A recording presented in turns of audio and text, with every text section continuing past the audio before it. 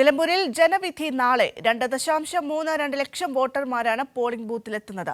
തെരഞ്ഞെടുപ്പിനുള്ള പോളിംഗ് സാമഗ്രികളുടെ വിതരണം ചുങ്കത്തറ മാർത്തോമ ഹയർ സെക്കൻഡറി സ്കൂളിൽ നടന്നു. ഉപതെരഞ്ഞെടുപ്പിനായി 59 പുതിയ കേന്ദ്രങ്ങൾ ഉൾപ്പെടെ 263 പോളിംഗ് സ്റ്റേഷനുകളാണ് ക്രമീകരിച്ചിരിക്കുന്നത്. ആദിവാസി മേഖലകൾ മാത്രം ഉൾപ്പെടുന്ന വനത്തിനുള്ളിൽ 3 ബൂത്തുകളുണ്ട്. 11 പ്രശ്നസാധ്യതാ ബൂത്തുകൾ ഉൾപ്പെടെ 14 ക്രിട്ടിക്കൽ ബൂത്തുകളിലും സുരക്ഷാ സംവിധാനം ഒരുക്കിയിട്ടുണ്ട്. എല്ലാ ബൂത്തുകളിലെയും വോട്ടെടുപ്പ് വെബ്കാസ്റ്റിംഗ് നടത്തുമെന്നും ജില്ലാ വരണാധികാരി അറിയിച്ചു. വ്യക്തമായ സുരക്ഷാ ക്രമീകരണങ്ങൾ ചെയ്തിട്ടുണ്ട്. പോലീസ് ഡിപ്ലോയ്മെൻ്റ് ഉണ്ട്, സെൻട്രൽ ഫോഴ്സിൻ്റെ ഡിപ്ലോയ്മെൻ്റ് ഉണ്ട്. നമുക്ക് 14 ക്രിട്ടിക്കൽ പോളിംഗ് സ്റ്റേഷന് പ്രത്യേക ക്രമീകരണങ്ങൾ ഏർപ്പെടുത്തിയിട്ടുണ്ട്.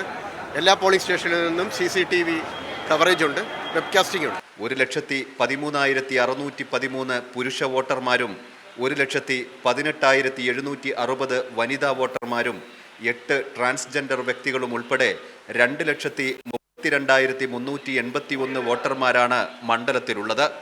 പോളിംഗ് സാമഗ്രികളുടെ വിതരണം ചുങ്കത്തറ മാർത്തോമ ഹയർ സെക്കൻഡറി സ്കൂളിൽ നടന്നു. കൈരളി ന്യൂസ്, മലപ്പുറം.